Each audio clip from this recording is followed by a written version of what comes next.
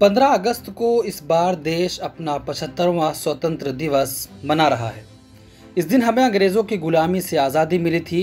15 अगस्त 1947 वो दिन था जब भारत को ब्रिटिश से आज़ादी मिली थी। उसके बाद देश की बागडोर देश के नेताओं को सौंप दी गई थी। जवाहरलाल नेहरू स्वतंत्र भारत के प्रथम प्रधानमंत्री बने, जिनका कार्यकाल 1964 तक जारी रहा। ये लड़ाई लंबी थी क्योंकि स्वतंत्रता संघर्ष काफ़ी लंबे समय चला और ये एक थका देने वाला अनुभव था, जिसमें अनेक स्वतंत्रता सेनानियों ने अपनी जान कुर्बान कर दी थी। लेकिन आज़ादी की सालगिरह के साथ ही देश को एक दर्द भी झेलना पड़ा था, और वो था देश के बंटवारे का दर्द। 1947 में ब्रिटिश सरकार ने भारत छोड़ने का फैसला तो ले लिया, लेकिन 14 अगस्त 1947 की आधी रात देश भारत और पाकिस्तान दो टुकड़ों में बंट गया था। 1942 में गांधी जी ने भारत छोड़ो आंदोलन की शुरुआत की थी और अंग्रेज़ों को मजबूर करने के लिए एक सामूहिक नागरिक आंदोलन करो या मरो आरंभ करने का फैसला लिया था। 9 अगस्त की सुबह से ही पूरा देश एक फौजी छावनी में तब्दील हो गया था। गांधी जी समेत कांग्रेस के बड़े नेताओं को तो गिरफ्तार किया ही गया, दूर दराज के इलाकों में भी कांग्रेसी कार्यकर्ताओं को भयानक यातनाएं दी गई थी। सरकारी दमन और हिंसा का एक ऐसा तांडव देश के लोगों ने झेला जिसके उदाहरण कम ही मिलते हैं। स्वयं सरकारी आंकड़ों के मुताबिक पुलिस और सेना द्वारा 700 से भी ज़्यादा जगह गोलीबारी की गई, जिसमें 1100 से भी ज़्यादा लोग शहीद हो गए।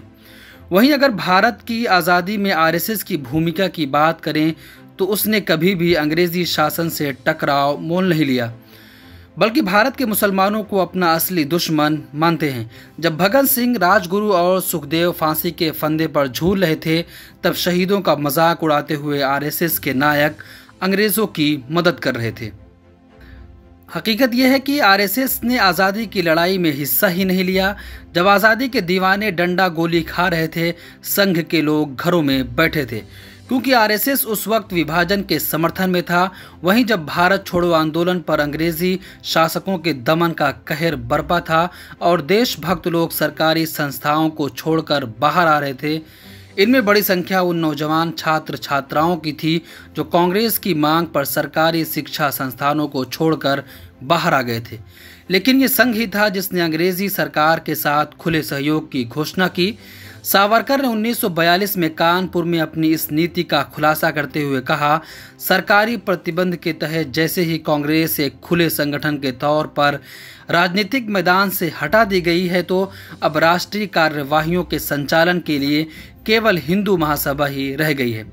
उन्होंने इसके आगे कहा, हिंदू महासभा के मतानुसार व्यवहारिक राजनीति का मुख्य सिद्धांत अंग्रेज सरकार के साथ संवेदनपूर्ण सहयोग की नीति है, जिसके अंतर्गत बिना किसी शर्त के अंग्रेज़ों के साथ सहयोग, जिसमें हथियार बंद प्रतिरोध भी शामिल है। इतना ही नहीं, अंग्रेज़ सरकार सावरकर को 60 रुपये महीना भी पेंशन देती थी। हालांकि वो अंग्रेज़ सरकार का कौन सा काम करते थे और उन्हें पेंशन मिलती थी, ये अभी तक स्पष्ट नहीं है। शहीद होने की बात तो दूर रही, आरएसएस के उस समय के नेताओं गोलवालकर, दीनदयाल उपाध्याय, बलराज मधोक, लाल कृष्ण आडवाणी, के.आर. मलकानी या अन्य किसी आरएसएस सदस्य ने किसी भी तरह इस महान मुक्ति आंदोलन में हिस्सा नहीं लिया। बता दें, आरएसएस पर 3 बार प्रतिबंध भी लगा। 30 जनवरी 1948 को नाथूराम गोडसे ने महात्मा गांधी को गोली मारकर हत्या कर दी। इस घटना के बाद आरएसएस के लोगों पर इसकी साजिश रचने का शक जाहिर किया गया, जिसका नतीजा ये हुआ कि 5 दिन बाद यानी 4 फरवरी 1948 को सरकार ने आरएसएस पर बैन लगा दिया। दूसरी बार बैन साल 1975 को इमरजेंसी लगाने के बाद महात्मा गांधी का हत्या का आरोपी बाला साहेब देवदरस गिरफ्तार किया गया। स्टूडेंट्स और विपक्षी कार्यकर्ताओं के साथ साथ संघ के कार्यकर्ता भी बड़ी संख्या में गिरफ्तार किए गए, जिसके बाद 4 जुलाई 1975 को आरएसएस पर एक बार फिर बैन लगा। तीसरी बार 6 दिसंबर 1992 को, जब अयोध्या में अराजक और सिरफिरे लोगों की भीड़ ने बाबरी मस्जिद का गुंबद गिरा दिया था। इस घटना में भाजपा और विश्व हिंदू परिषद के साथ साथ आरएसएस के शामिल होने की बात कही जाने लगी, जिसके बाद प्रधानमंत्री पीवी नरसिम्हा राव ने यूपी समेत 4 राज्यों की भाजपा सरकारों को बर्खास्त कर दिया और विध्वंस की घटना के 4 दिन बाद 10 दिसंबर 1992 को आरएसएस पर पाबंदी लगा दी। ब्यूरो रिपोर्ट, मिलत टाइम्स।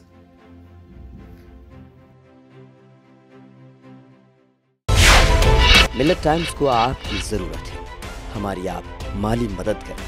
हर महीने सिर्फ 100 रुपये और 1 साल के लिए एक साथ सिर्फ 1000 रुपये। रकम भेजने के लिए यहाँ दिए गए फोन पे, गूगल पे और पेटीएम नंबर का इस्तेमाल कर सकते हैं।